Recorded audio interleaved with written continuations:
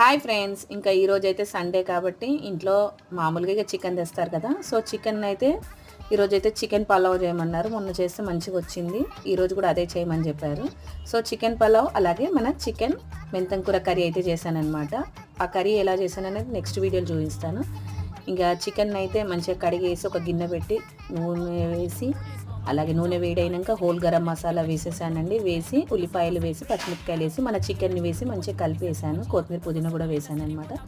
ఇలా కలిపి బియ్యం అయితే ఒక గ్లాస్ తీసుకుంటే 1.5 గ్లాస్ వాటర్ అయితే వేసానండి. ఇలా వేసి మంచిగా వాటర్ని అయితే వేసి మంచిగా ఎసరు వచ్చినాక మన బియ్యాన్ని అయితే వేసేసానమాట.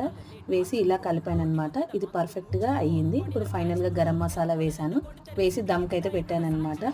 ఇక సండే అంటే ఇక నాన్ వెజ్ ఉండాలి కాబట్టి ఇక నాన్ వెజ్ అలాగే మెంతం కూర చికెన్ కర్రీ అనమాట. సో దీనికి కాంబినేషన్ బాగుంది, ఆనియన్స్తో తిన్నాము, ఎంజాయ్